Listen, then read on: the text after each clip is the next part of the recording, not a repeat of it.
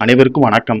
சற்று முன் வெளியான முக்கிய அறிவிப்படி தமிழக மக்கள் அனைவரும் பயன்பெறும் வகையில் அவர்களது வங்கிக் கணக்கில் உதவித்தொகை வழங்குவது குறித்து தற்போது முக்கியமான மகிழ்ச்சியான அறிவு ஒன்று வெளியாகியுள்ளது.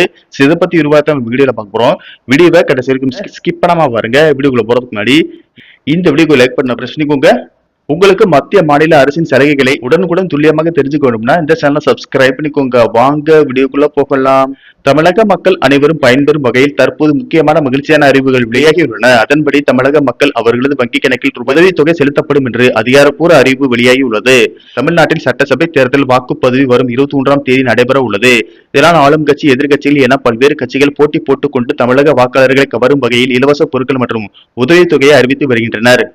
சமீபத்தில் திமுக அரசு இல்லத்தரசிகளுக்கு பிரிட்ஜ், மிக்சி, வாஷிங் மிஷின் போன்ற வீட்டு உபயோகப் பொருட்களை வாங்கிக் கொள்ள ஒவ்வொரு குடும்பத்திற்கும் தலா ரூபாய் 8000 மதிப்பிலான கூப்பன்கள் வழங்கப்படும் என்று அறிவித்தது.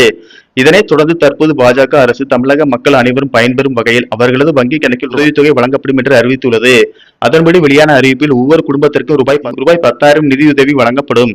உழவே தலை என்ற திட்டத்தை தொடங்கி PM கிசான் நிதி உதவியுடன் மாநில அரசின் பங்காக ரூபாய் 3000 கூடுதலாக வழங்கி ஆண்டுக்கு மொத்தம் ரூபாய் 9000 நிதியுதவி வழங்கப்படும்.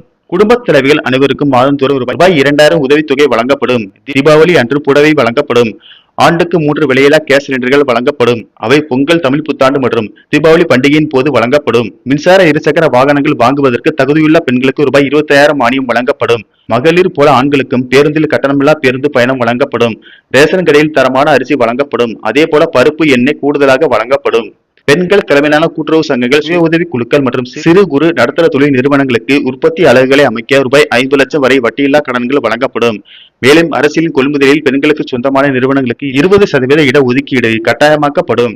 100 நாள் வேலைவாய்ப்பு திட்டம் 150 நாட்களாக உயர்த்தப்படும் என்று பாஜக தனது தேர்தல் அறிக்கையில் தெரிவித்துள்ளது. நன்றி, வணக்கம்.